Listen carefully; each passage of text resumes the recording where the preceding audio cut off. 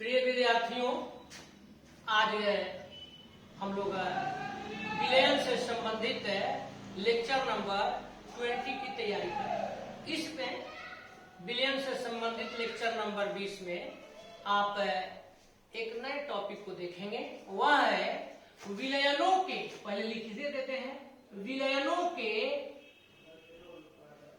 अनुसंख्य गुणधर्म। देखिए, ध्यान दीजिए, विलयनों के अनुसंख्य गुणधर्म। अनुसंख्य गुणधर्म ही नहीं, इसको हम लोग सहजात गुणधर्म भी बोलते हैं। तो विलयनों के सहजात गुणधर्म चाहे अनुसंख्य गुणधर्म, कॉलिगेटिव है। यहां पर हम लोग ले लिए, थोड़ा सा अंग्रेजी जानिए। कॉलिगेटिव प्रॉपर्टीज ऑफ सॉल्यूशंस, इसी को हम लोग समझेंगे, देखेंगे आज। एक बेहद ही इंटरेस्टिंग टॉपिक। इंटरेस्टिंग जितना है उतना ही इंपॉर्टेंट भी है। इसमें डबल आई हो गया। डबल आई माने पहला आई से इंटरेस्टिंग और दूसरा आई से इंपॉर्टेंट, दोनों चीज हो गया। तो चलिए जाने हम लोग कि भाई ये अनुसंख्य, अनुसंख्य को तोड़िएगा, हो गया अणु। असंख्य माने अणुओं के संख्या पर, यानी कणों के संख्या पर। वैसा विलयन जिसके गुण विलेय के कणों के संख्या पर निर्भर करता है, विलेय के कणों के संख्या पर निर्भर करता है, अणुओं के संख्या पर निर्भर करता है, उसको अनुसंख्य गुणधर्म कहते हैं। अब विलेय के कण पर निर्भर करने का मतलब हो गया कि विलेय के मोल पर निर्भर करता है, विलेय के मोलों की संख्या पर निर्भर करता है। आप यह भी कह सकते हैं कि जब विलेय के मोलों की संख्या पर निर्भर करने लगा तो विलयन में विलेय के मोलर साधारण पर निर्भर करता है। तीन वो चीज का है क्या भाई? तो जो गुण, यह एक भौतिक गुण है, जो गुण विलयन के, वह गुण विलयन के वैसे गुण जो विलेय के कणों चाहे अणुओं के संख्या पर या विलेय के मोलों की संख्या पर अथवा विलयन में विलेय के मोलर सांद्रता पर निर्भर करते हैं, उसे हम लोग अनुसंख्य गुण कहते हैं। यानी यह गुण विलेय के जो कण होते हैं उनके नेचर पर, उनके प्रकृति पर, उनके बिहेवियर पर निर्भर नहीं करता है। बस किसी विलयन के वैसे भौतिक गुण, किसी विलयन के वे भौतिक गुण चाहे वैसे भौतिक गुण, फिजिकल प्रॉपर्टीज, जो विलेय के, यहां पर देखिए हम लोग ले लिए, कणों के संख्या अथवा विलयन में विलेय के मोलर सांद्रता पर निर्भर करते हैं,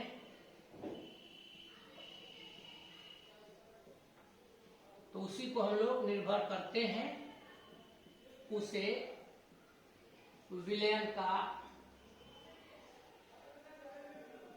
सहजात गुणधर्म या अनुसंख्य गुणधर्म कहते हैं। ऐसे गुणधर्म चाहे ऐसे गुण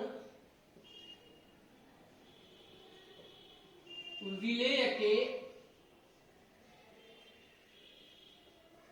कणों के प्रकृति पर निर्भर नहीं करते। ध्यान से समझिए, इसको तो लिख दिए।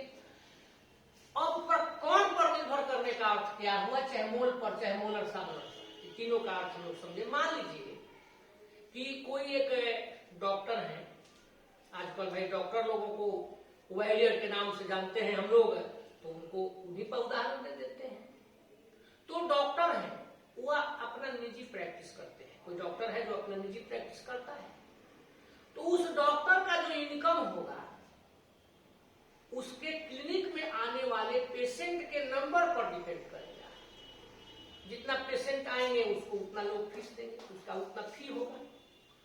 उनके प्रकृति पर, उनके बिहेवियर पर, या उनके कहिए कि वो मोटा है, पतला है, गोरा है, काला है, लंबा है, छोटा है, इस पर निर्भर नहीं करेगा। केवल क्या करेगा, उनके संख्या पर निर्भर करेगा। सेम चीज है, समझने के लिए दिए थे कि कोई भी आप विलयन लेते हैं, वह दो पार्ट का होता है, उसके दो अंग होते हैं, विलेय और विलायक। तो जो भी उसके विलेय के कण हैं, उन विलेय के कणों की संख्या पर निर्भर करता है। या यह कहिए कि जो भी विलेय के कण है, जो भी विलेय है, उन विलेय के मोलों की संख्या पर निर्भर करता है। आप विलयन में विलेय के मोलों की संख्या को हम लोग मोलर सांद्रण भी पढ़े हैं, तो मोलर सांद्रण पर निर्भर करता है, ऐसे कह सकते हैं। यह किस पर निर्भर नहीं करता है, प्रकृति पर निर्भर नहीं करता। इस आधार पर हम लोग कह सकते हैं कि अतः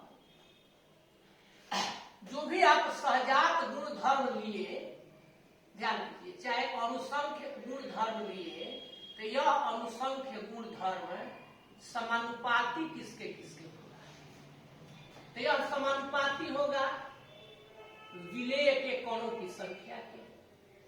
अभी आप देखबे किए हैं, जो भी विलेय के कणों की संख्या होगी उसके समानुपाती होगा। और किसके, तो जब कणों की संख्या हो ही गया तो मोल भी तो हो जाएगा ना, तो विलेय के मोलों की संख्या के।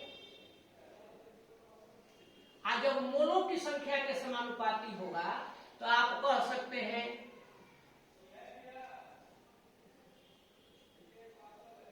मोल प्रभाज के संख्या के, मोल प्रभाज के संख्या के।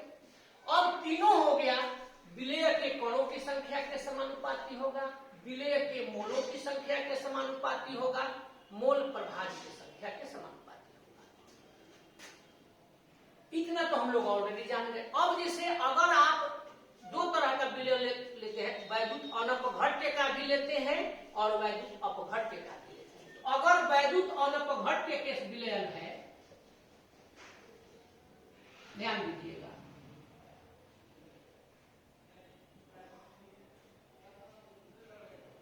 वैद्युत अनपघट्य का यदि विलयन लेते हैं तो वैद्युत अनपघट्य के विलयन में अणुओं की संख्या के समानुपाती होता है। और इसी तरह से यदि आप वैद्युत अपघट्य का विलयन लेते हैं तो यह किसके समानुपाती हो जाएगा, आयनों की संख्या। कब, अनपघट्य के विलयन में। देखिए वैद्युत अनपघट्य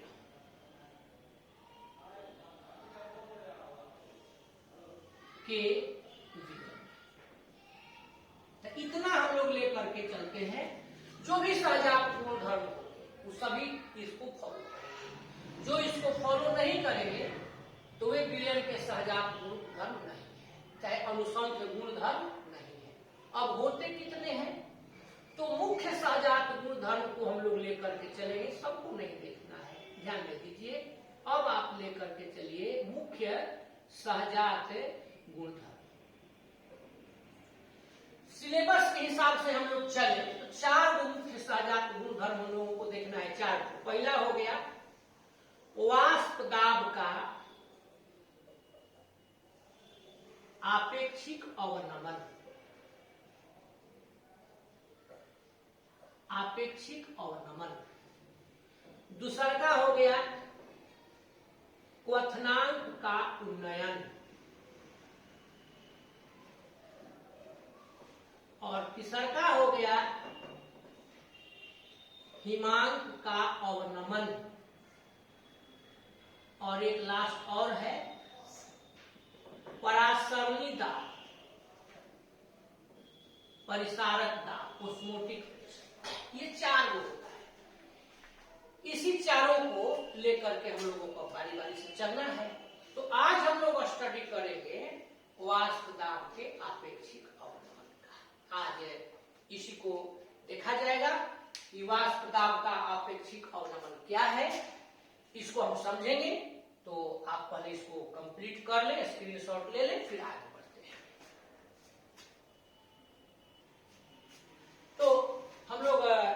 लेकर के चले, पहले हेडिंग दे देते हैं फिर समझ आ जाए। वाष्प दाब का अपेक्षिक अवनमन, यहां पर हम लोग लेकर के चलेंगे।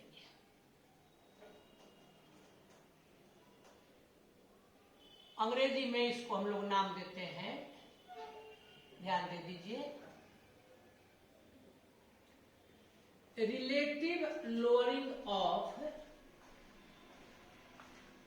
Vapour pressure.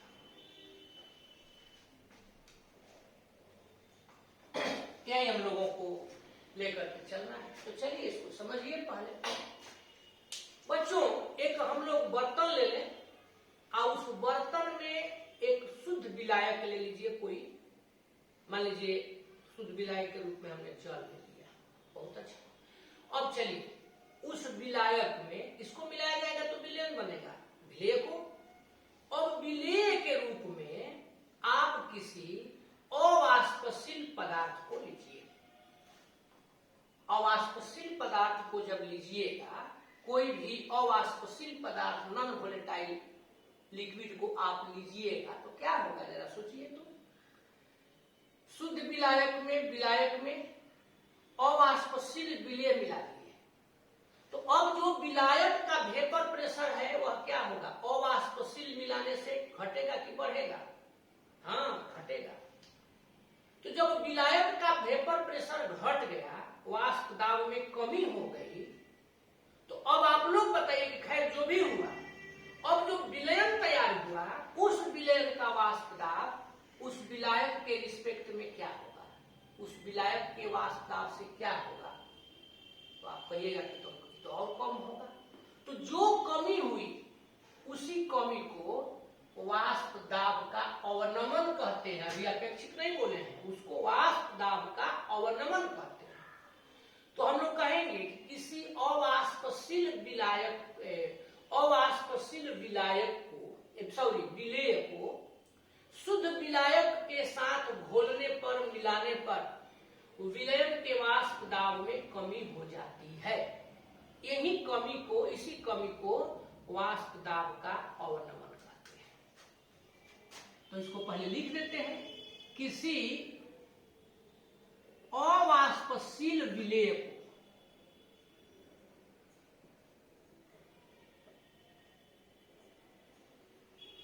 को विलायक के साथ, चाहे शुद्ध विलायक के साथ घोलने पर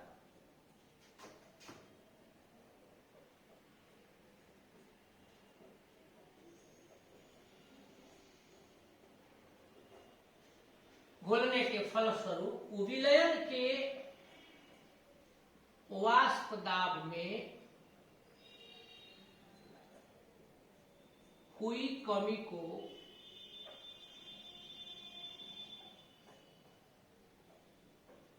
वाष्प दाब का अवनमन कहते हैं।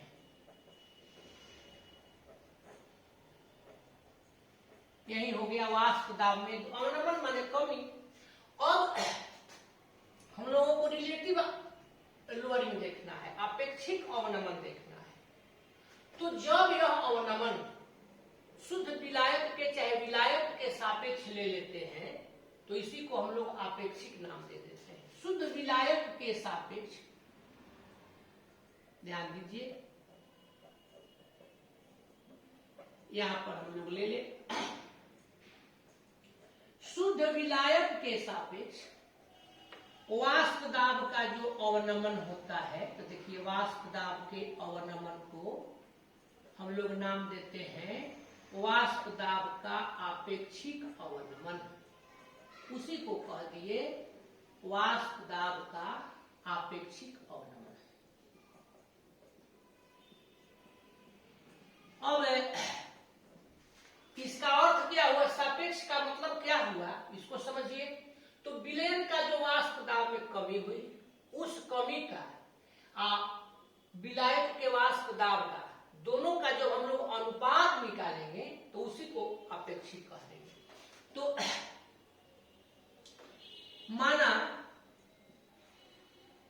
विलायक का वाष्प दाब, यहां पर देखिए हम लोग ले लिए विलायक का वाष्प दाब, सपोज कीजिए इसको हम लोग पीओ मान लें, और विलयन का वाष्प दाब,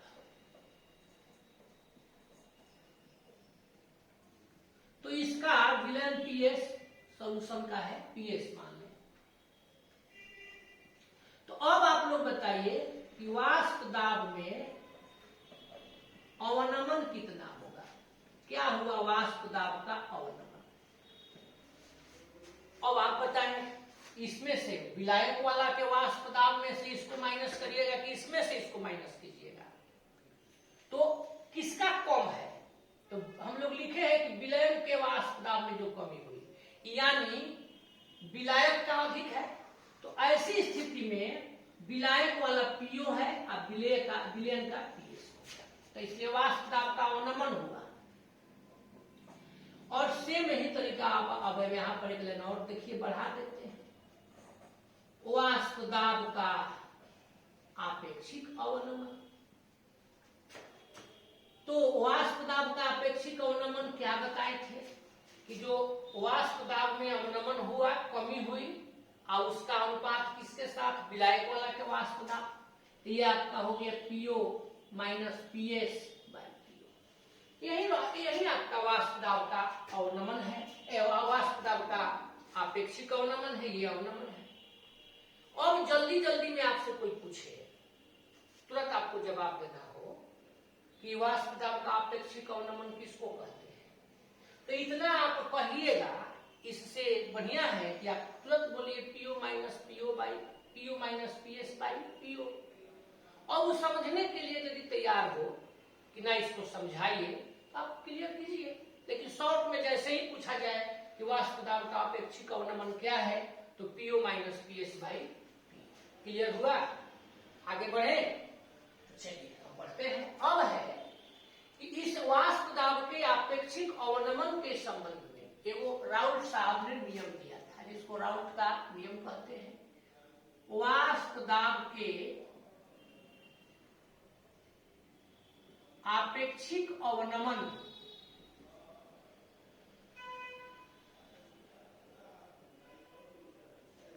से संबंधित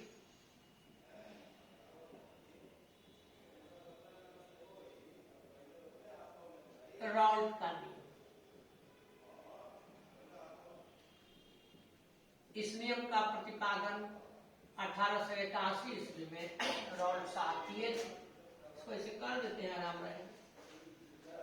तो इन्होंने देखिए, आप इनका भी नियम एकदम इजी में सीखिए। इन्होंने यही बताया, एक लाइन में पहले समझाते हैं तब लिखा जाएगा कि जो भी वाष्प दाब का आपेक्षिक अवनमन होता है वह विलेय के, इसके विलेय के मोल प्रभाज के बराबर होता है। यानी एक लाइन में है कि वाष्प दाब का अपेक्षिक अवनमन बराबर वाष्प दाब का आपेक्षिक अवनमन।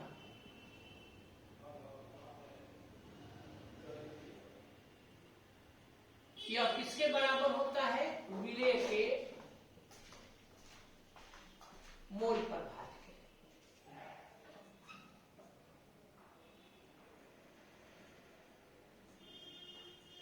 ये दोनों बराबर, लेकिन इसको मतलब जानकारी के लिए अब इसी को लंबा कर दीजिए, इसको केवल नियम में कहेंगे नहीं, लैंग्वेज में इसको देते हैं।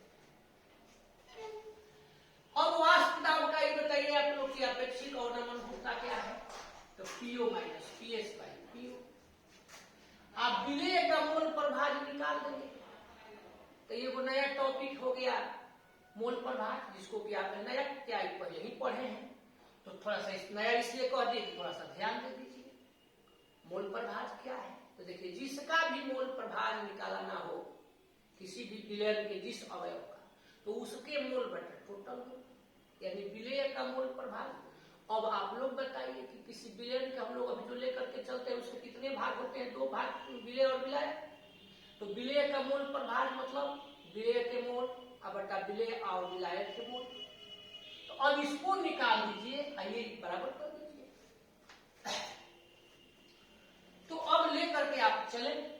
पहले निकाल दीजिए विलेय के मोल, फिर निकाल दीजिए विलायक के मोल, फिर निकाल दीजिए कुल मोल। माना देखिए विलेय के मोलों की संख्या, ध्यान दीजिए, तो विलेय के मोलों की संख्या को हम लोग स्मॉल n मानते हैं। और इसी प्रकार से यहां पर हम लोग देखिए ले लिए किसको, तो विलायक को। बहुत आसान टॉपिक। तो विलायक के मोलों की संख्या तो इसको कैपिटल है, उसकी मात्रा कम होती है तो उसको ए स्मॉल कर दिए, बेचारा बड़ा होता है तो कैपिटल कर दिए। विलेय के मोलों की संख्या, विलेय के कुल मोलों की संख्या। अब आप यहां पर कुल मोलों को जोड़ दीजिए, ये आपका हो गया। अब आप इसके बाद ले लीजिए, इसलिए विलेय का मोल प्रभाज, तो क्या बताए थे, हाँ बोलिए, ध्यान दीजिए, जिसका मोल प्रभाज उसके मोल बटा कुल मोल। तो विलेय का मोल प्रभाज तो विलेय के मोल कुल मोल। क्लियर। तब जब इतना हो गया तो अब आपने पढ़ा है वाष्प दाब का आपेक्षिक अवनमन, इसको अभी जस्ट हम लोग देखे हैं। तो कितना आपने किसको निकाला, वो क्या प्राप्त किए हैं, PO minus PS by P. अतः अब आप लेकर के चले राउल्ट का जो नियम है उसके अनुसार,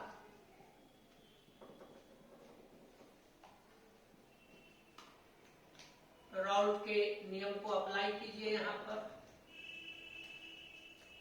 तो ये आपका है वाष्प दाब का अपेक्षिक अवनमन, तो PO minus PS by PO किसके बराबर, विलेय के मूल अंश चाहे मोल प्रभाज, यही तो नियम है। अब इसी को हम लोग लैंग्वेज में लिख देंगे कि टेम्परेचर निश्चित रहेगा इस नियम के अनुसार। यहां पर ले लीजिए,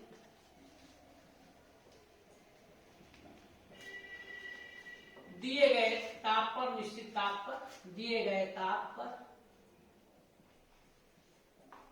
किसी आदर्श या तनु विलयन के वाष्प दाब का क्या चीज, आपेक्षिक अवनमन। तो अपने से भी आप लोग कर सकते थे, लेकिन हम थोड़ा सा आपको सहूलियत दे दिए। अपेक्षिक अवनमन उपस्थित विलेय के, जो विलयन में उपस्थित है, मोल अंश के चाहे मोल प्रभाज के, क्या होता है, बस ऊपर तो कह ही चुके हैं आप, बराबर। यही चीज यहां पर हम लोग शॉर्ट में लिख चुके हैं। ऐसे ही इसको आप मेमोरी में अपने रखेंगे, दिमाग में रखेंगे, लैंग्वेज बना के लिख देंगे। तो ये आपने देखा कि राउल्ट का नियम, टॉपिक नियम तो आपका पूरा हो, लेकिन अब इसमें हम लोग देखेंगे कि इस नियम के आधार पर विलेय का, जैसे स्मॉल एन से इसके मोल को लिखे हैं, लेकिन अगर आपको दे देता है कि विलेय का मोलर द्रव्यमान निकालिए तो कैसे निकालिएगा। तो टॉपिक हो गया, इसको एक मैथमेटिकल डेरिवेशन हम लोग ले ले, एक्सप्रेशन एक ले ले, क्या चीज, राउल्ट के नियम के आधार पर, राउल्ट के नियम की सहायता से विलेय के मोलर द्रव्यमान का निर्धारण। यहां हेडिंग पहले हम लोग दे दें, राउल्ट के नियम के आधार पर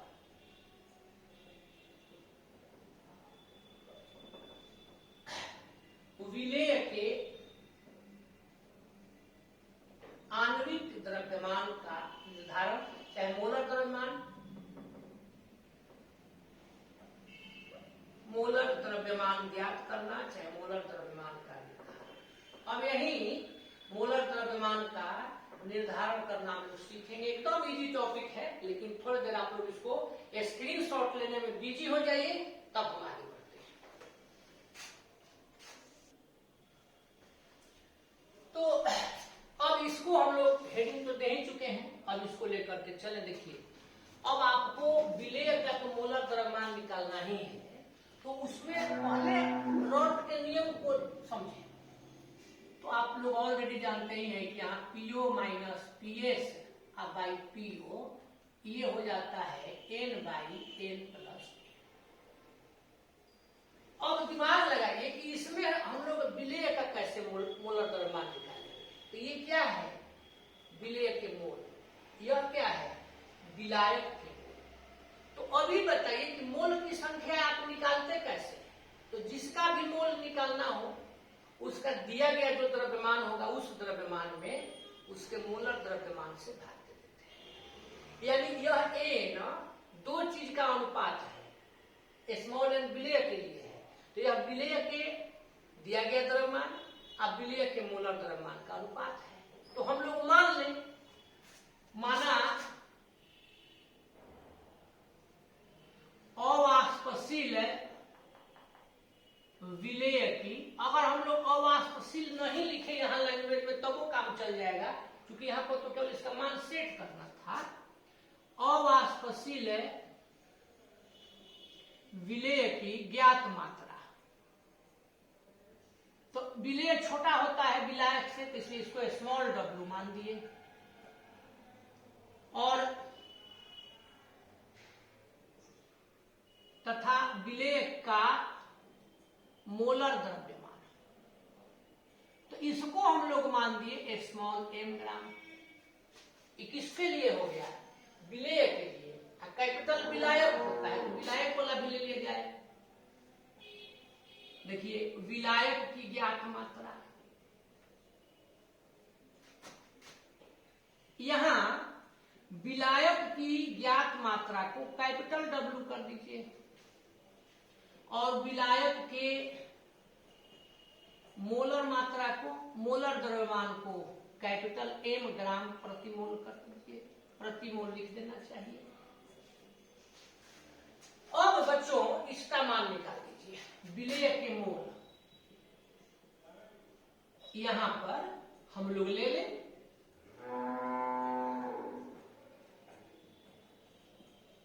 तो विलेय के मोलों की संख्या, विलेय के मोल को स्मॉल एन कर दिए, क्या होगा, दिया गया द्रव्यमान बटे मोलर द्रव्यमान, स्मॉल डब्ल्यू बटा स्मॉल एन। इसी प्रकार से अब आप निकाल लीजिए विलायक के मोलों की संख्या, इसको कैपिटल एन कर दीजिए, कैपिटल डब्ल्यू बाई। अब दोनों को इसमें रख दीजिए, तो यहां लिख देते हैं अब राउंड के नियम से। राउंड से आप देखिए हम लोगों के पास आ गए।